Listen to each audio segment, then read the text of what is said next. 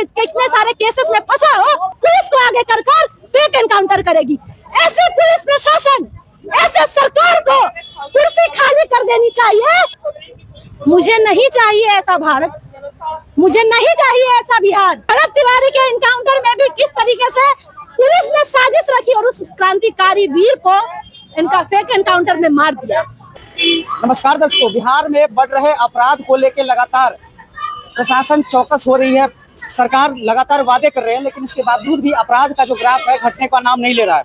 देखिए, राजधानी पटना में इस वक्त हम पटना कॉलेज, पटना यूनिवर्सिटी के पास खड़े हैं और नालंदा की घटना हो या फिर आरा की घटना हो, भोजपुर की घटना हो, जानवी लगातार इस पे बेबाकी से बात कर रही थी, लगातार इस पे जानवी बात कर रही थी। आज भी पटना कॉलेज, पटना यूनिवर्सिटी के बाहर यहाँ पे प्रोटेस्ट करिए। तमाम लोगों का मैं बयान सुनवाऊंगा, जानवी से भी सुनते हैं। इस तरह की जो मॉब लिंचिंग की घटना सामने आ रही है।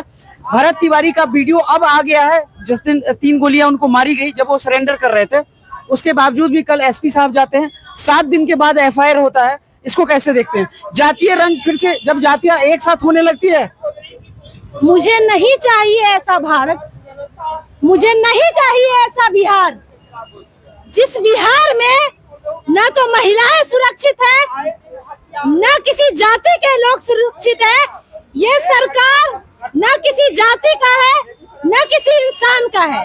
ये सरकार का है, ये सरकार क्रिमिनल का है और ये जितने क्राइम्स हम करेंगे ये सरकार हमारा संरक्षण करेगी। हमने देखा भरत तिवारी के एनकाउंटर में भी किस तरीके से पुलिस ने साजिश रखी और उस क्रांतिकारी वीर को इनका फेक एनकाउंटर में मार दिया। उसके बाद हमने देखा कि नालंदा में 2 युवक को मॉब लिंचिंग के जरिए महज सिर्फ एक चोरी के आरोप में पीट कर उसकी हत्या कर दी गई। हमने देखा कि किस तरीके से चंदा ना देने पर एक युवक को मार दिया गया। ये जो प्रशासन का फेल्योर है, ये जो सरकार का फेल्योर है, ये साफ तौर पर दिखाता है कि सरकार अब कुशासन की ओर जा रही है। ये सरकार संरक्षण करेगी, ये सरकार जो क्रिमिनल्स है उसका संरक्षण करेगी और पुलिस को आगे कर फेक एनकाउंटर करेगी। ऐसे पुलिस प्रशासन, ऐसे सरकार को कुर्सी खाली कर देनी चाहिए, जो सरकार अपने देश और अपने समाज के युवाओं को संरक्षित नहीं रख सकती, सुरक्षित नहीं रख सकती।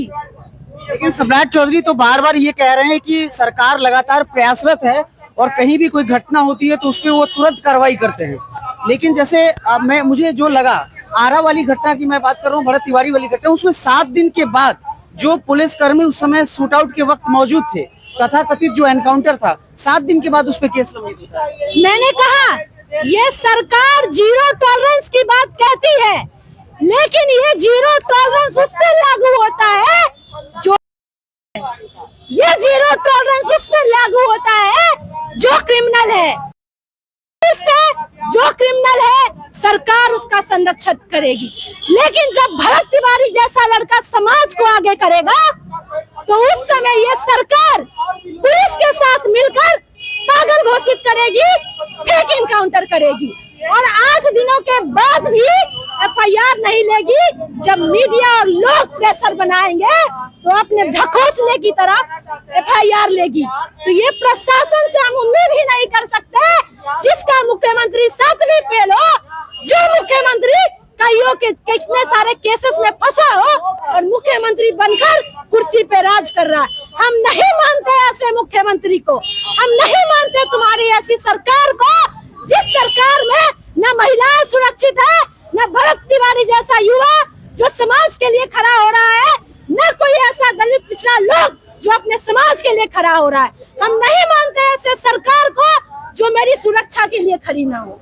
राजधानी पटना का ये पटना यूनिवर्सिटी का एरिया है और अशोक राजपथ में इस वक्त मैं मौजूद हूँ और यहाँ पे जिस तरीके से जो स्टूडेंट हैं वो प्रोटेस्ट कर रहे थे। बिहार में लगातार ये गौरतलब बात हुई कि बिहार में जिस तरीके से मॉब लिंचिंग की घटना नालंदा के काले या चंदा न देने पे एक युवक को पीट के जिस तरीके से मार दिया जाता है, उसके बाद भरत तिवारी के प्रकरण में 7 दिन के बाद एफआईआर पुलिस लॉन्च करती है और बेशर्मी की हद तब पार कर जाती है जब वो कहती है कि ये एनकाउंटर था जबकि पूरे वीडियो में सीधा पता चलता है कि भरत तिवारी अकेला था और उसको 3 पुलिसकर्मी दिख रहे हैं कि 3 गोलियां वहां मारी जाती है और 2 गोलियां उसको गाड़ी में मारी जाती है, ऐसा वहां के प्रत्यक्षदर्शी का कहना है और वहां के नागरिकों का कहना है। फिलहाल इस पूरे वीडियो खबर के माध्यम से आप बताइएगा कि आपके विचार क्या है। बने रहे हमारे साथ।